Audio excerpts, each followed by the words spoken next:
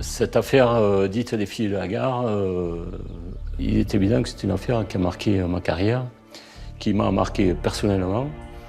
C'est une affaire effectivement exceptionnelle. La gare de Perpignan est devenue le centre de nos préoccupations. Un véritable lieu de psychose, d'angoisse même. Quand on en discute entre nous, les enquêteurs que nous étions, on en garde encore un souvenir amer. Pour un enquêteur, on a beau, disons, être rodé à tout ça, il y a certains faits qui... c'est trop. Cette affaire, ça va rester l'enquête et l'affaire de la vie de beaucoup de monde. Moi, ça restera mon enquête, mon affaire la plus terrible. Je reste hantée par ces disparus de la gare. Découverte du corps sauvagement mutilé d'une étudiante de 19 ans. C'est la haine. Déjà, je comprends pas ce qui s'est passé, je comprends pas pourquoi ils lui ont fait ça. Le corps de Marie-Hélène Gonzalez a été retrouvé, également mutilé. Tatiana Andujar a été vue pour la dernière fois près de la gare SNCF de Perpignan. Depuis 36 heures, les policiers interrogent le suspect numéro 1. On attend une réponse depuis 11 ans. Il nous faut une réponse, il faut qu'on sache la vérité. Affaire des meurtres de Perpignan suite, les enquêteurs sont sur la piste d'un tueur en série. La panique gagne Perpignan lorsqu'une 4e victime est découverte. Mais enquêteurs et magistrats manquent cruellement d'indices, ils reconnaissent être dans le brouillard. Elles ont toutes été vues pour la dernière fois, près de la gare de Perpignan.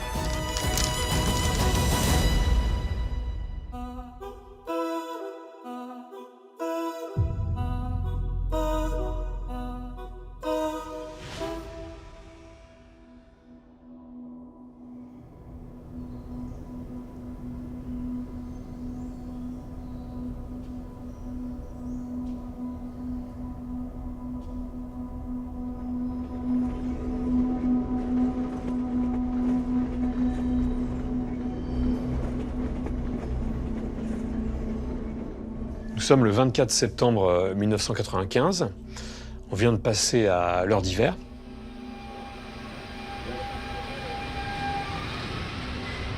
Tatiana Andujar vient de passer le week-end avec des amis à Toulouse. Et donc elle prend le train. Et ce dimanche-là, le train arrive à la gare de Perpignan, un peu avant 20h. Et donc, elle est censée rejoindre le domicile familial à Tuire, qui est dans la grande banlieue de Perpignan.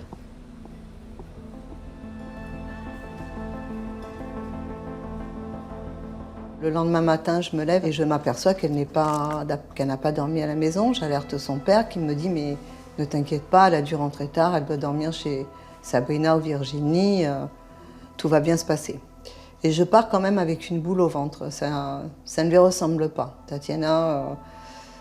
ça ne lui ressemble pas de ne pas rentrer, de ne pas donner un petit signe, de ne pas dire voilà, je ne rentre pas.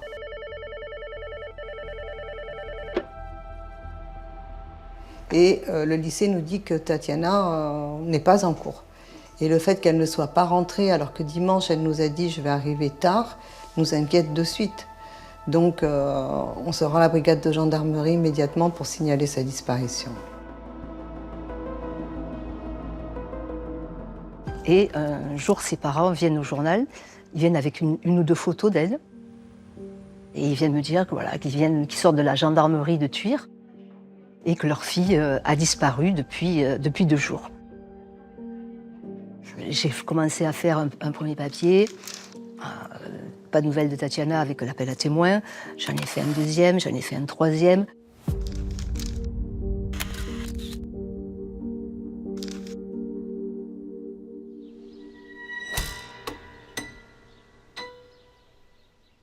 Cet avis de recherche va être précieux en fait.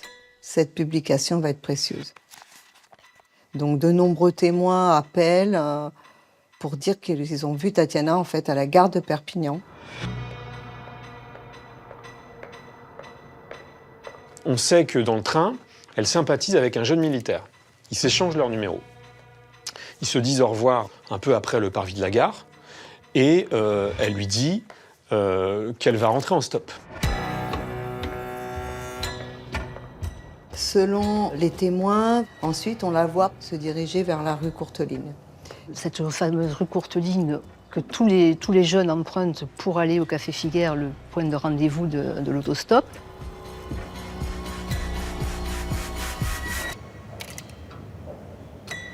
Et c'est à ce moment-là où on perd sa trace.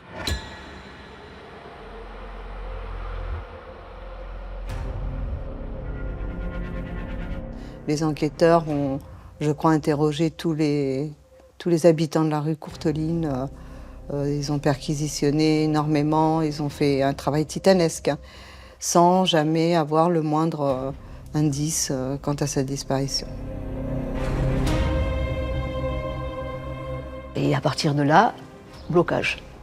Blocage parce que la piste s'arrête là. Il n'y a plus aucune trace. Évidemment, pas de sac, pas de bijoux. On peut imaginer que quelqu'un l'ait enlevé. Il n'y a strictement aucune trace de Tatiana.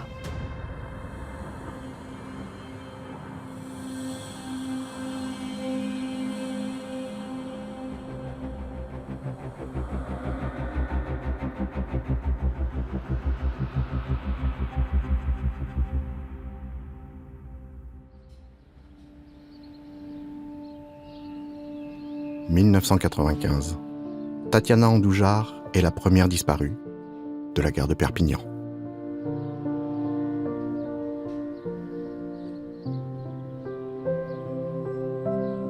Tatiana était une enfant drôle, toujours très souriante déjà petite, vive, très coquine, et c'était une enfant pleine de vie. Tatiana a 3 frères qu'elle adore. Et voilà, c'est une jeune fille tout à fait normale qui est en train de changer et qui s'apprête à avoir 18 ans. Elle était plutôt dans une phase d'émancipation.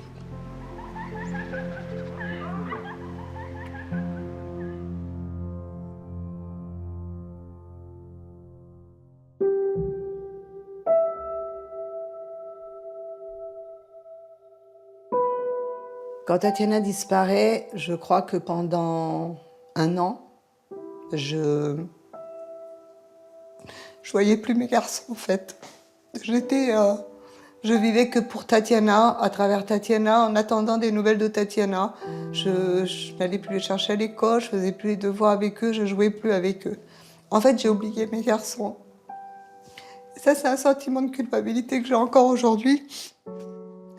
C'est parce que pour eux, ça a été terrible. Ils avaient perdu leur sœur, mais ils n'avaient plus de maman.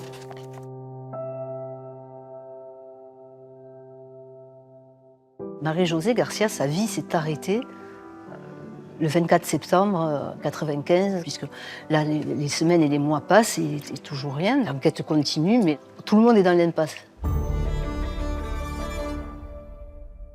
Souvent, dans ce genre de disparition, il y a des suspects dans la famille. Les violences intrafamiliales demeurent l'une des causes les plus répandues de disparition ou de meurtre. Donc, ils creusent cette piste. Mais voilà, ça ne donne rien. Et les parents de Tatiana, bientôt, vont devoir se battre sur 2 fronts. Non seulement chercher leur fille, et en plus se défendre face aux accusations ou parfois aux insinuations des gendarmes ou des enquêteurs sur leur éventuelle responsabilité. Donc je sors de mon état dépression. Et puis je dis, il faut te battre, parce que personne ne va se battre pour elle, donc il faut qu'on le fasse. On décide de prendre un avocat. Pour pouvoir avoir un droit d'accès, un regard sur l'enquête, il faut qu'on le fasse, il faut qu'on la cherche, il faut qu'on alerte les médias, il faut qu'on bouge, il faut qu'on fasse parler de nous, et c'est ce qui va se passer.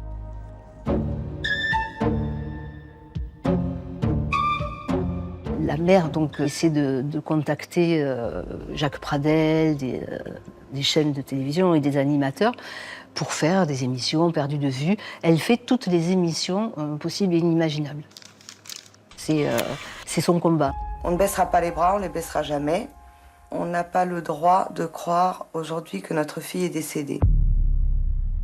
L'objectif de participer à ces émissions, pour moi, c'est de maintenir le dossier ouvert. Pour moi, la pression médiatique va permettre de durer dans le temps. Ce dossier va rester ouvert. Je crois que j'ai tout tenté pour retrouver ma fille, tout.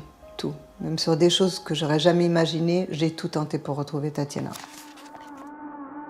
En mai 1997, la police, la justice font chou blanc.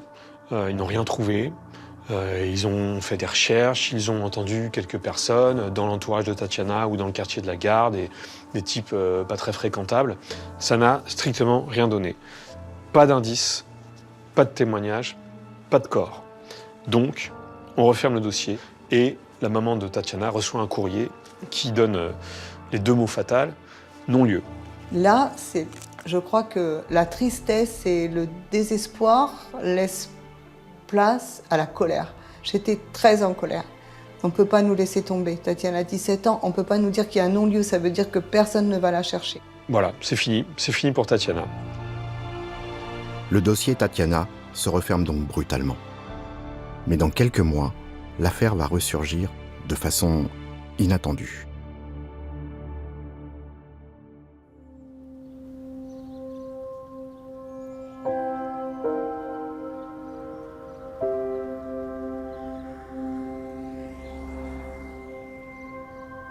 Le quartier de la Gare redevient le centre de toutes les discussions. La ville entière va subitement plonger dans l'horreur.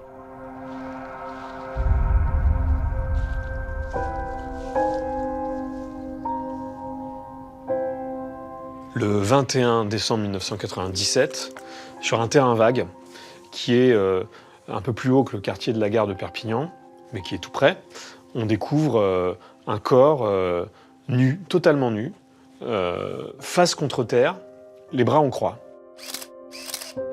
Le témoin qui a découvert le corps, qui est appelé au commissariat de Perpignan, est une personne qui habitait en face du terrain vague et en ouvrant les volets, elle a vu qu'il y avait un corps.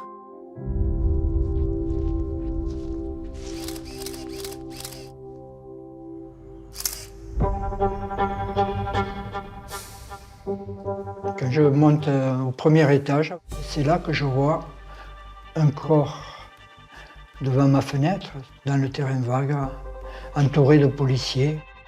J'ai pris mon appareil à photo là, et j'ai pris 4 photos. Je ne les ai jamais montrées à personne. C'est quelque chose qui me hante comme si c'était hier.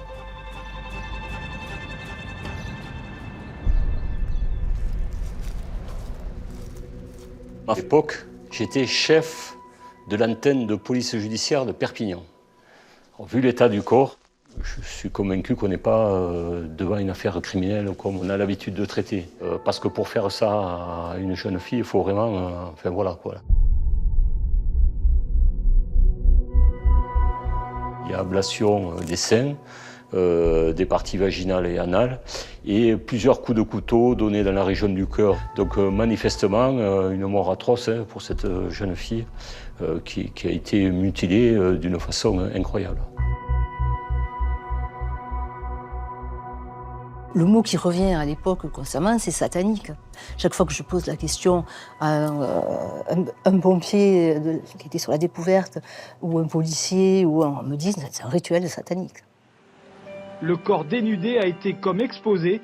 S'agit-il de l'acte d'un déséquilibré, de membres d'une secte satanique ayant voulu commémorer de façon macabre le solstice d'hiver, ou bien encore d'une vengeance amoureuse? Le procureur de permanence arrive sur place avec sa moto. Les policiers retournent le corps pour dévoiler le visage de cette jeune femme. Et là, le procureur s'évanouit. Pourquoi? Parce qu'il connaît la jeune femme qui est là. Il l'a reconnue tout de suite. Donc on n'a plus un corps là, mais on a une personne. Et en l'occurrence, une jeune femme, Mokhtaria Chaïb.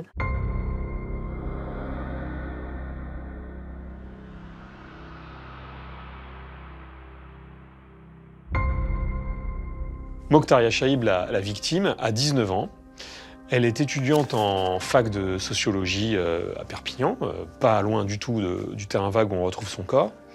On sait qu'elle a vécu dans un climat familial difficile, avec des rapports conflictuels avec son père qui est plutôt très religieux, très rétrograde. Et la justice l'a en quelque sorte tiré les griffes de son père et lui a donné son indépendance. Et c'est comme ça qu'elle a d'abord vécu dans un foyer.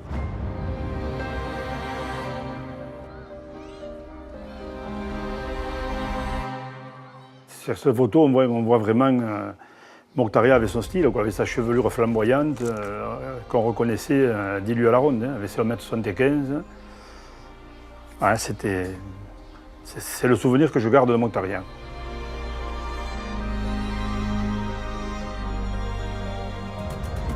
Mokhtaria s'est présenté chez le procureur auprès des mineurs en lui demandant de trouver une solution pour lui permettre de continuer ses études en l'éloignant temporairement de sa famille. Et Mokhtaria, c'est vrai que c'était une adolescente qui est arrivée pleine de vie, avec des désirs de réussite. Je dirais en 30 ans de boulot, c'était peut-être une des rares que j'avais retrouvées avec un tel optimisme, une telle envie de bouffer la vie, quoi. Et la voir là sur le terrain, c'est vrai que je pense que là j'ai vu l'horreur et la capacité de la barbarie d'une personne, quoi, de faire ça à une jeune fille.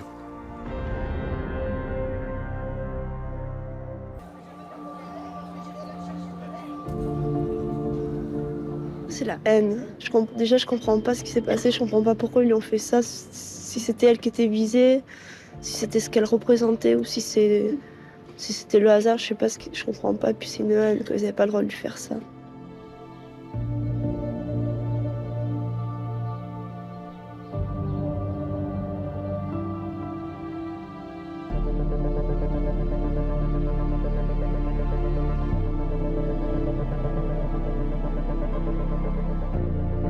Dans la maison, tout ça, je vois toutes les gens policiers, 3 ou 4 voitures, ils s'arrêtaient devant moi. J'étais effrayé. J'ai dit, donne-moi, qu'est-ce qu'il y a, qu'est-ce qui passe? Il m'a dit non. Quand tu vas à la commissariat, on te dira. Là, il m'a dit.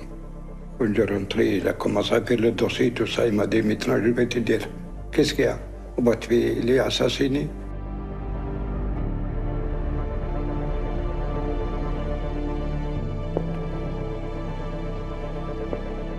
Comme dans beaucoup d'affaires criminelles qui semblent un peu mystérieuses et qui semblent difficiles à résoudre, on va forcément creuser l'entourage proche et notamment l'entourage familial. Et donc on va creuser autour du père, autour peut-être des frères qui peut-être auraient... Est-ce que quelqu'un a voulu infliger une punition à Mokhtaria, quoi? C'est ça en fait. Mais assez rapidement, une fois quelques auditions réalisées, cette piste va être écartée. Et une fois qu'ils écartent la famille, ils élargissent aux amis. Bon, là, en l'occurrence, Mokhtaria n'avait pas 40 millions d'amis, hein, donc ça a été assez vite fait. On sait que la veille au soir, Mokhtaria Chaïb a dîné chez un ami proche qui s'appelle Brice, et qui vit dans le quartier de la Gare, dans une rue adjacente au boulevard de la Gare. Et Mokhtaria a décidé, en fin de soirée, de rentrer chez elle.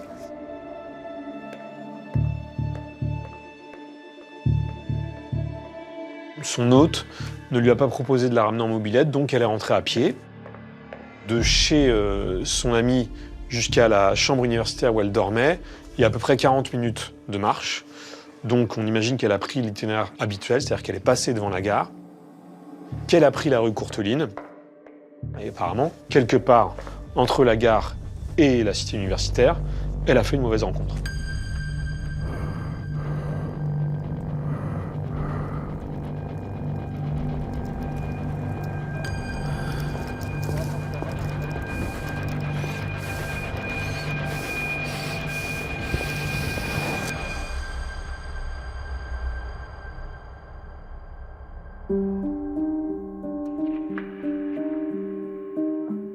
La piste de son ami qu'il a hébergé la veille, la piste familiale, on a tout traité jusqu'au bout, mais il y avait, il y avait rien qui collait.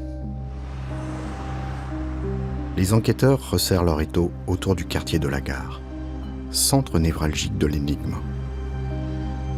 Donc nous, à partir de là, notre enquête, c'est de faire toute l'enquête au voisinage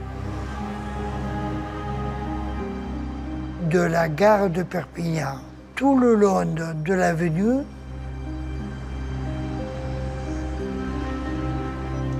On a questionné tous les témoins, toutes les personnes qui étaient présentes ce soir-là. On se disait, c'est quand même le centre-ville de Perpignan, il y a peut-être quelqu'un qui a vu une jeune fille se faire agresser, mais on n'a pas la chance avec nous, ou l'auteur a eu la chance avec lui, c'est qu'il a pu commettre les faits sans être vu. Mais comment cette jeune fille a pu s'évaporer et comment l'auteur a-t-il pu agir sans que personne ne surprenne quoi que ce soit? Et tout ça sous des fenêtres d'un quartier résidentiel qui est effectivement tout proche du centre-ville, tout proche de la gare de Perpignan. C'est le mystère total.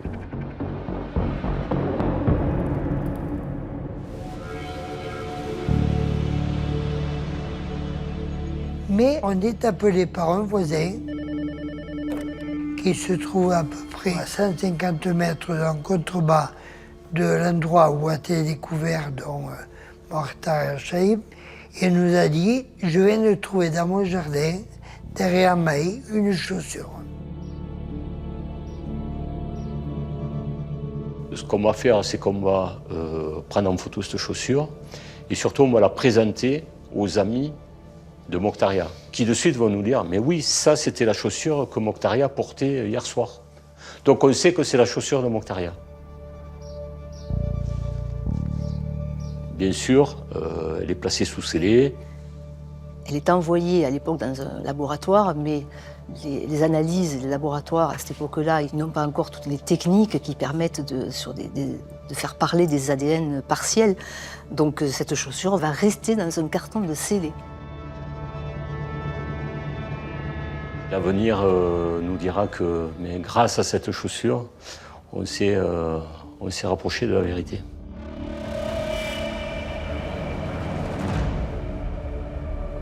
Une chaussure noire, taille 40. Voilà peut-être la clé du mystère. Mais cela, les enquêteurs l'ignorent encore.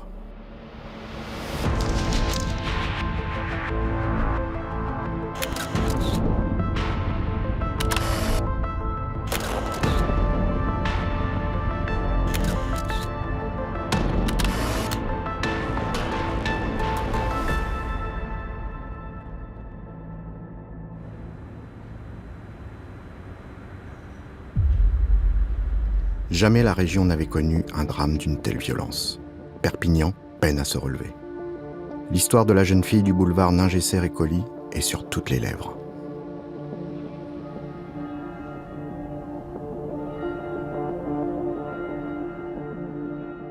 Quelques jours après la découverte du corps de Mokhtaria, la pression sur les épaules des enquêteurs est quand même forte. Il faut trouver l'auteur. Le problème, c'est que l'enquête voisinage ne donne rien. Les constatations sur la scène de crime ne nous donnent pas une piste. Les premiers jours et même les premières semaines, tout le monde à Perpignan s'interroge et se dit « Mais qui a fait subir ça à Mokhtar Chaïb ?» Il y a une psychose qui s'installe à Perpignan. Les parents perpignanais disent à leurs enfants « Ne traîne pas dans le quartier de la gare le soir, surtout à leurs filles. Ne fais pas de stop. Ne traîne pas dans le coin, et il y a un fou furieux qui se balade dans le coin. » Et il y a tout un tas aussi de rumeurs. À quoi peut ressembler ce tueur? Ça va parfois très loin. Hein. Pour les uns, le tueur est un espèce de pervers sexuel au feu rouge avec son gant imperméable. Pour les autres, eh bien, c'est peut-être même un cannibale. On voit ça dans les films, on voit pas ça... Perpignan, c'est quand même une petite ville relativement calme.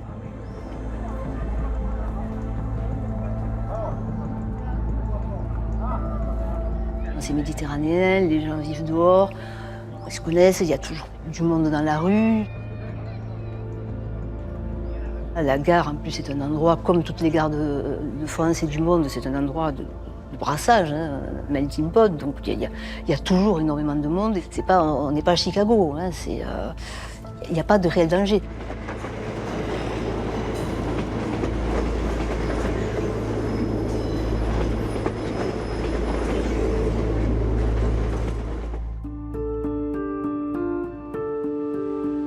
Les jours passent et on n'a pas d'éléments. La seule orientation d'enquête que l'on avait est venue des légistes qui nous ont dit « Claire, c'est un médecin qui a fait ça ».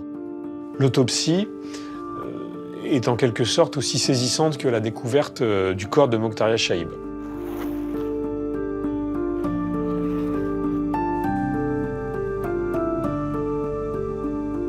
Ce qui était extrêmement choquant, c'est de voir le corps de cette victime parce que les mutilations me bouleversent.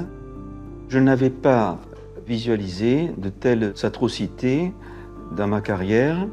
Je découvre des mutilations au niveau des deux seins, puis ensuite des mutilations au niveau des aires sexuelles. Des mutilations qui sont extrêmement précises, symétriques, comme un geste sûr et assuré. Ce qui m'a fait dire qu'il fallait être expérimenté pour réaliser ce type de chirurgie, si on pouvait l'appeler chirurgie. Ils parlent tous d'un acte chirurgical, fait par un professionnel, forcément. Il faut des lumières blanches et des blocs opératoires, sinon c'est pas possible. Pour laisser le corps dans cet état, il faut au moins 1 heure. Bistouri, scalpel au minimum. Et les policiers se disent, mais est-ce qu'on connaît un médecin bizarre dans le coin?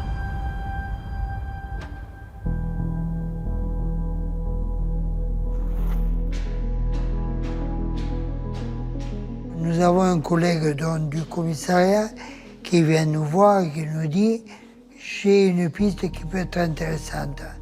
C'est un soi-disant médecin qui est péruvien, qui s'appelle Palomino Barrios. Ce gars-là donc est très bizarre et il a un fourgon. Il se rendait des fois dans la cité universitaire où Mokhtaria avait sa chambre. Donc la piste Palomino Barrios, quelque part, c'est la première lueur d'espoir dans le dossier.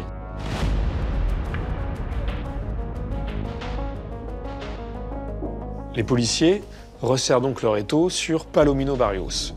Et ils découvrent plusieurs choses très troublantes. Il habite donc à 200 mètres de l'endroit où le corps de Mokhtaria a été découvert.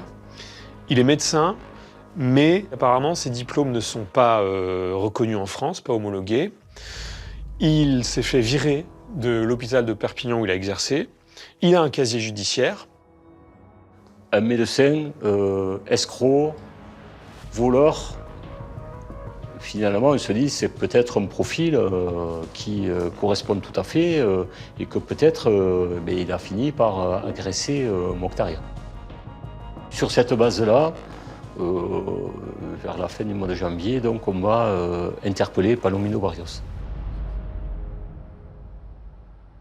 Depuis 36 heures, les policiers interrogent le suspect numéro 1.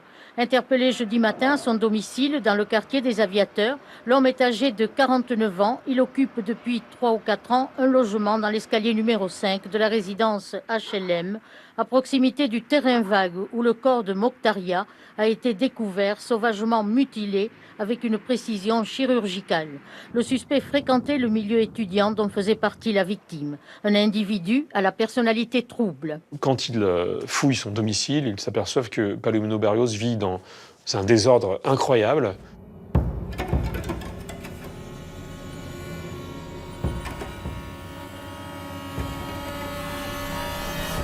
Il stocke tout, il recycle tout, il réutilise tout. Il y a des vêtements, des tas de vêtements. C'est très sale. Il y a des taches partout, des traces suspectes, comme des giclures de sang. Presque tout est à saisir, on regarde tout. On va démonter les tuyauteries, on passe les vêtements un par un. On va trouver des scalpels. Tout ce qui peut être outil tranchant, qui peut couper, on les saisit pour voir si ensuite le laboratoire ne va pas mettre en évidence des traces de Mokhtaria. Donc tout ça, ça prend un temps assez long. Nous interrogeons donc Palomino Barrios sur Mokhtaria Chaïb. Lui, effectivement, nous dit ne pas jamais avoir vu cette jeune fille, donc ne pas la connaître. Et que de toute façon, il nous dit que la veille de l'homicide, il n'était pas à Perpignan, qu'il était à Barcelone.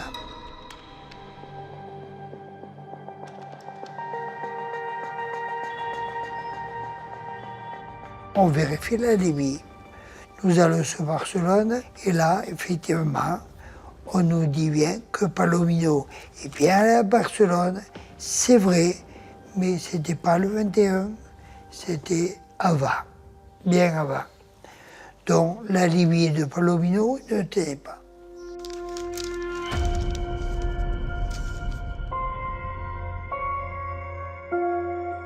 Il va mentir tout au long de sa garde à vue, et notamment sur son emploi du temps. Il était là le week-end, puisque le samedi matin, comme je vous ai dit, il a enjambé les bagages de ma fille, il m'a dit bonjour. Le samedi après-midi, il était chez moi à boire le café. Mais le dimanche matin, je l'ai vu pour lui dire bonjour. Certaines voisines de Palomino disent qu'elles l'ont vu nettoyer à grandes eaux son fourgon, alors que, précise-t-elle, il ne nettoyait jamais son fourgon qui était très sale.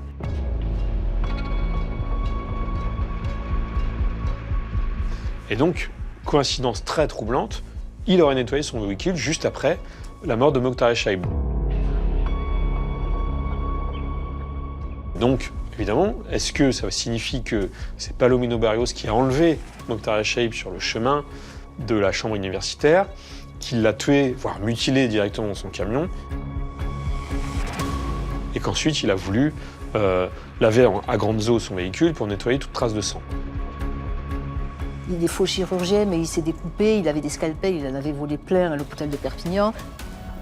Il avait des lumières blanches. Tout l'inculpé. Palomino Barrios est mis en examen pour assassinat avec acte de barbarie, ce qui n'est pas rien. Comment ne pas être convaincu de la culpabilité de Palomino Barrios? Il coche toutes les cases du suspect idéal. Si seulement les enquêteurs avaient une preuve incontestable. Le monstre a été arrêté, mais côté enquêteur, et de beaucoup d'enquêteurs, je parlerai de la police judiciaire, le bilan il est maigre. C'est-à-dire qu'on n'a aucun élément de police technique et scientifique. On ne retrouve pas l'ADN de Mokhtaria, soit dans le véhicule, soit dans le domicile de Palomino. C'est ça qui nous manque. On a quelqu'un, certes, qui a un profil, qui est plaisant, pas de souci là-dessus, mais il n'y a pas d'aveu, il n'y a pas d'élément matériel.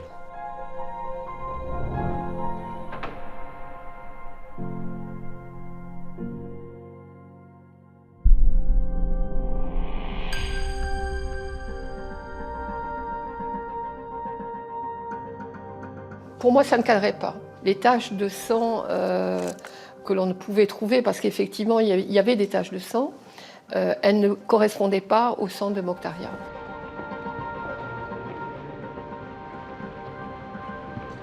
J'ai toujours pensé que Palomino Barrios, il n'avait rien à faire dans cette galère et que le pauvre, il s'était retrouvé embarqué parce qu'il avait le profil idéal et puis on sait qu'un étranger, il cache forcément quelque chose.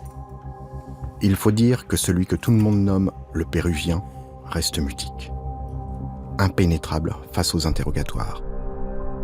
C'est-à-dire qu'à partir de là, on a tout imaginé, tout inventé, tout produit et tout dit sur lui. Tout fantasmé aussi. Et pour lui, ça a été un cauchemar. La presse, à l'époque, s'est déchaînée. Dans la presse et dans l'opinion publique, Palomino Barrios devient le Jack l'Éventreur catalan. J'ai rarement vu une presse aussi à charge que dans ce dossier-là. Aussi convaincu que l'on avait arrêté l'ennemi public numéro 1, en disant mais c'est un tueur en série, c'est quelqu'un qui doit avoir d'autres corps dissimulés dans la nature, on est persuadé que c'est lui. Et c'est le Guy Georges, il a découpé Mokhtar El-Chaïb, mais on est persuadé, il y en a d'autres.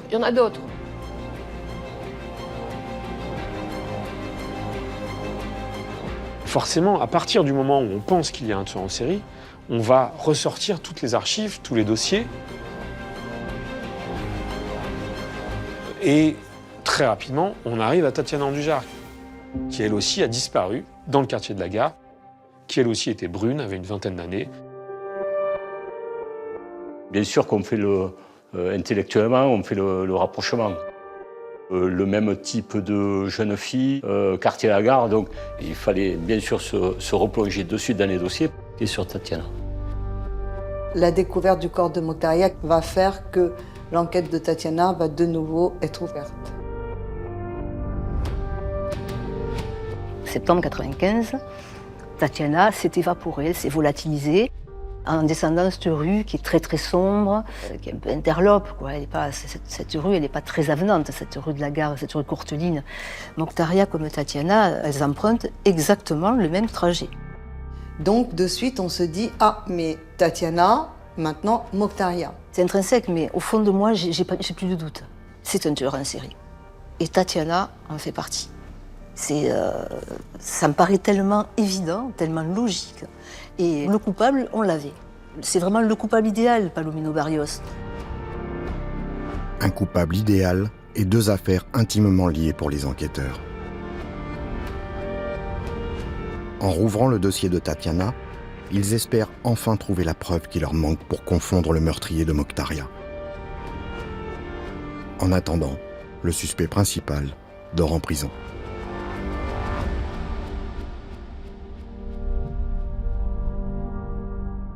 Dès l'arrestation, l'interpellation de Palomino, dès qu'il est en prison, Perpignan revit.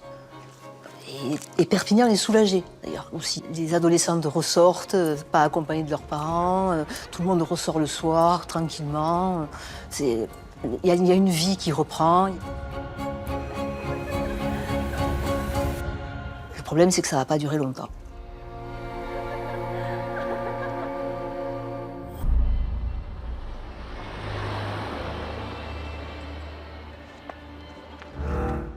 Le 9 mars 1998, le quartier de la Gare est le théâtre d'une nouvelle agression très violente. On est avenue de Belfort et une jeune femme attend son petit copain au pied de l'immeuble de sa mère. Et elle est accostée par un homme d'une quarantaine d'années. Cet individu-là, qu'elle n'avait jamais vu, a l'air un peu éméché. Il lui demande de rentrer dans sa résidence. Il a oublié le code. Et au moment où, normalement, cet inconnu devrait sortir les clés de sa maison et ouvrir la porte, eh bien, au lieu de sortir les clés, il sort une arme, un couteau, et il l'agresse. Et il la poignarde sauvagement. Il essaye de l'éventrer. Et la jeune femme hurle, pousse un hurlement bestial.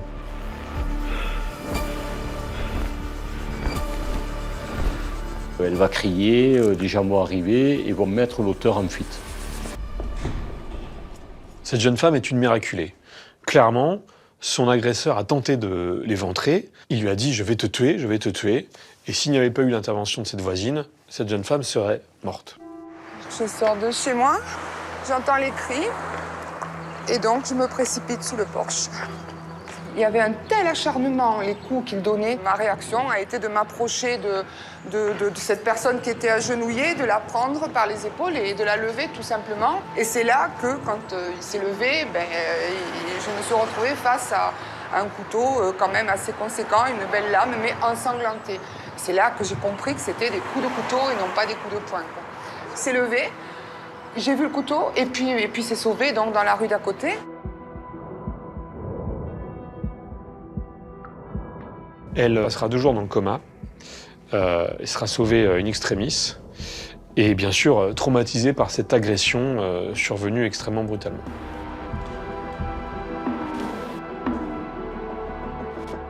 En 4 mois, on a 2 agressions terribles au couteau commises sur des femmes, à peu près du même âge d'ailleurs, 19 ans. L'une a subi des mutilations terribles, l'autre a été quasiment éventrée. Ce sont quand même des faits assez rares. Et malgré tout, aucune connexion n'est faite entre les deux. Cette affaire sera traitée par le commissariat de sécurité publique de Perpignan. Mais malheureusement, la police judiciaire n'en sera jamais informée, que ce soit par les enquêteurs ou par le parquet. Si le commissariat assure le maintien de l'ordre public, la police judiciaire, elle, a pour mission d'enquêter sur les crimes et délits. Pour l'agression de Sabrina, ces deux organes de police n'ont pas su communiquer.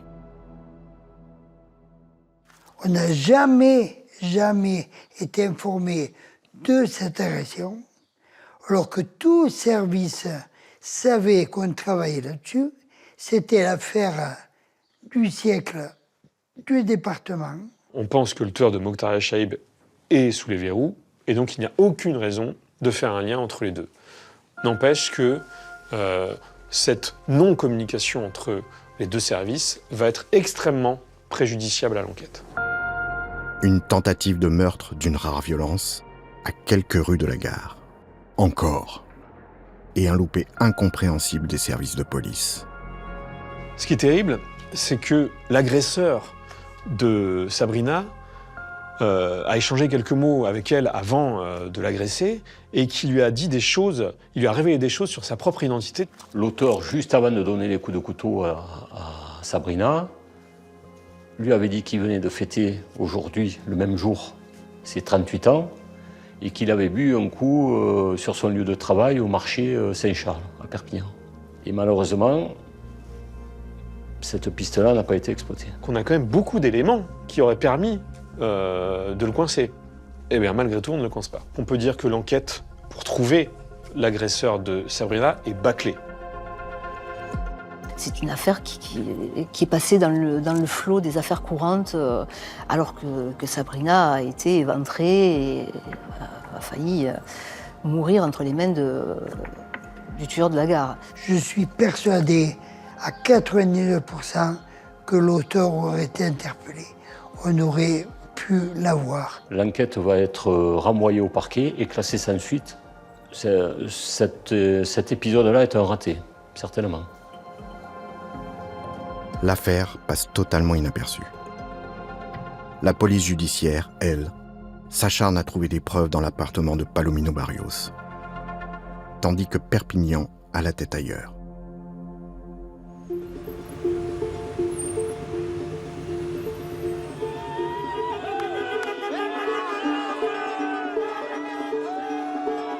En juin 1998, on est 6 mois après Mokhtaria. C'est la Coupe du Monde de foot, donc c'est le délire. Les rues de Perpignan sont noires de monde, c'est la fête tous les soirs. C'est vraiment l'ambiance festive d'une ville méditerranéenne où tout le monde se retrouve et fait la fête jusqu'à très tard dans la nuit. Il y a cette pression qui est retombée, qui est vraiment retombée, et tout le monde profite à fond des performances de l'équipe de foot de France.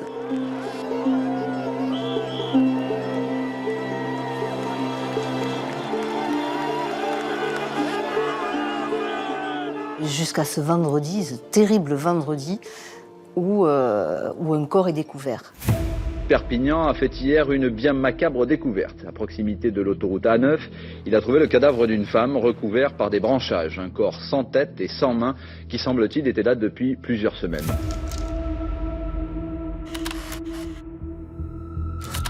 Le 26 juin 1998, on est en perquisition au domicile de Palomino Barrios avec un laboratoire de Bordeaux qui était venu sur place pour l'analyse de tous les prélèvements.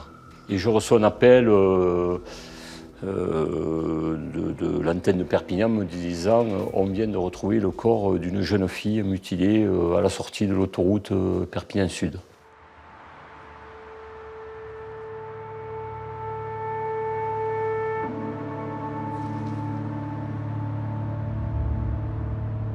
J'arrive sur la scène de crime où je retrouve d'autres policiers du service qui sont également présents. Je suis sur cette scène de crime, mais je n'y suis là qu'un simple observateur. C'est mes collègues du commissariat qui sont saisis du dossier pour le moment. Mais quand je vois l'état de ce corps, de ce cadavre, je me dis, de toute évidence, cette affaire va nous revenir rapido à l'APJ. on découvre le corps dans une espèce de sous-bois qui sert un petit peu aussi de décharge. Il y a pas mal de détritus autour du corps. Et chose extrêmement troublante, les seins ont été lacérés, les organes sexuels ont été amputés. Mais il l'avait laissé dénudé, mutilé, exsangue, de la même manière que Mokhtaria.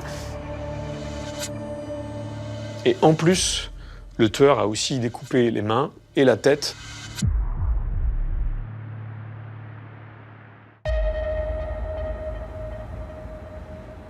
C'est la douche froide. C'est la catastrophe pour nous. On se dit, c'est pas possible.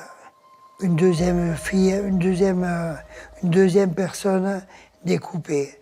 Une en décembre et une au mois de juillet. Palomino Barrios est en prison, c'est pas possible. Je me souviens avoir discuté avec un enquêteur de la PJ qui me dit on n'y comprend plus rien là. On patauge. On patauge. Mais qu'est-ce qui se passe? On a 2 victimes très rapprochées dans le temps, avec un mode opératoire extrêmement particulier, rarissime, inédit dans les annales criminelles françaises. Le boulevard Nungesser-Récolis, c'est devenu le boulevard de la mort. La gare, c'est devenu presque le départ, le cimetière de Perpignan.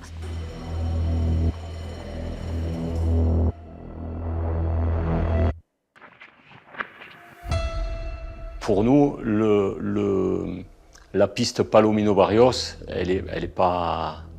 Enfin, voilà, c'est pas bon, quoi. L'unique piste des enquêteurs s'écroule comme un château de cartes. Leur foi en ce suspect idéal les aura menés dans une impasse pendant plus de 6 mois. Si on s'était trompé avec Palomino Barrios, et si finalement on avait affaire à un tueur en série. Perpignan se replie sur elle-même et replonge dans une espèce de panique en se disant qu'il y a un tueur qui court. Il a sévi il y a 6 mois, il resévit 6 mois plus tard. À quand? À quand la prochaine? Pour nous, l'enquête repart à zéro. Et c'est à partir de ce 26 juin 1998 que l'affaire des disparus de la gare de Perpignan va démarrer. C'est comme ça que les journalistes l'ont appelé. Il va falloir faire avec rien pour essayer d'avoir un fil à tirer dans cette énigme. Comme l'avait dit Salvador Dali, la gare de Perpignan redevient le centre du monde. Dali, dans ses toiles, il exprimait justement ses craintes de l'avenir, le démembrement des humains. Un serial killer qui s'inspirerait des toiles de Dali. On peut pas trouver mieux comme scénario. Hein. C'est la maman de Marie-Hélène qui est venue à la maison me dire voilà, ma fille n'est plus là, mais on sera là et on va retrouver Tatiana ensemble. C'était un moment très fort. Février 2001, la catastrophe. De nouveau, c'est la 4e jeune fille brune, typée méditerranéenne, jolie, qui disparaît à la gare de Perpignan. On partageait cette horreur.